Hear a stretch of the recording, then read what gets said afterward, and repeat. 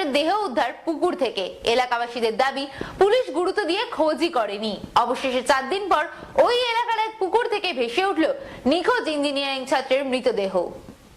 4 দিন ধরে নিখোঁজ ছিল নরেন্দ্রপুরের ইঞ্জিনিয়ারিং কলেজের ছাত্র। আজ স্থানীয় একটি পুকুর থেকে উদ্ধার হলো সেই ছাত্রের মৃতদেহ। ইঞ্জিনিয়ারিং ছাত্রের মৃতদেহ উদ্ধারকে কেন্দ্র করে তোলপাড় দক্ষিণ 24 পরগনার নরেন্দ্রপুর।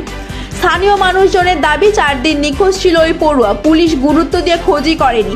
শেষ পর্যন্ত এলাকারই একটি পুকুরে ভেসে উঠল পড়ুয়ার মৃতদেহ। তারপরই তীব্র উত্তেজনা ছড়িয়ে পড়ল এলাকায়। মৃত ওই ছাত্রের বাড়ি নরেন্দ্রপুরের মহামায়াতলায়। নাম অপ্রতিম ঢালি। পরিবার সূত্রে খবর, 4 দিন আগে অপ্রতিম বন্ধুদের সঙ্গে একটি বিয়ে বাড়ি গিয়েছিল।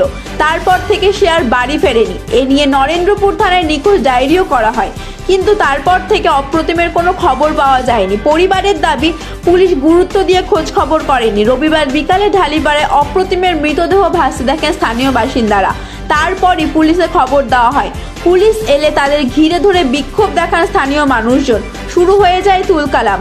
পরে বিশাল পুলিশ বাহিনী এসে পরিস্থিতি সামাল দেয়। স্থানীয় মানুষজনের দাবি, 4 দিন আগে অপ্রতিম নিখোঁজ হয়েছে। নিয়ম অনুযায়ী ডায়েরিও করা হয়েছে, কিন্তু পুলিশ খোঁজ খবর করতে পারেনি। সামান্যটুকু আসার খবরও পরিবারকে দিতে পারেনি।